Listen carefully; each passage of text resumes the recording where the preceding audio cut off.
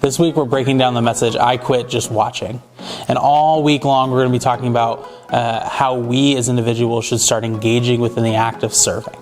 And how by serving it does something not only to our hearts, but it's us being the hands and feet of Jesus himself. Mike said it in his message this way: by God's design, his kingdom is unleashed when you and I say yes to ministry. I love the way Deuteronomy 13:4 says it. It is the Lord your God you must follow, and him you must revere. Keep his commands and obey him. Serve him and hold fast to him. One of the things I consistently tell students is that we were not called to be spectators, but active participants within the kingdom of God. That's the beautiful thing of what we get to do when we say yes to Jesus, is we get to participate in the tangible building of God's kingdom here on earth. And it can be in small ways in our neighborhoods, whether it's helping out our neighbor by cutting their grass or serving them, but it can also be in big ways here at our church. You know, serving in children's ministry or student ministry, being a greeter at the front door. There are plenty of ways that you and I get to start engaging in God's story right here and right now. And when we start engaging in God's story, we get this opportunity to enter into other people's story.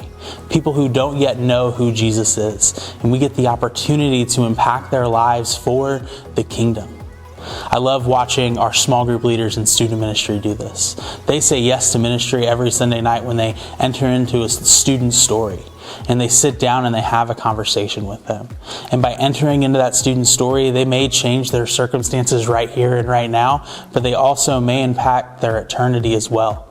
By having these conversations that are centered around faith and life together, because they said yes to ministry and entering into a student story.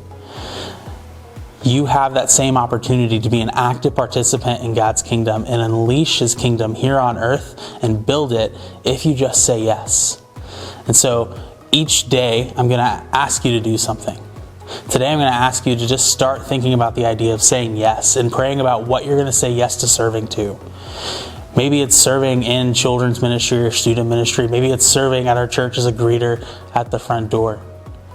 But my hope for you is that as we walk through this, that you understand this importance, that all of us are called to serve and all of us are called to say yes to the kingdom of God.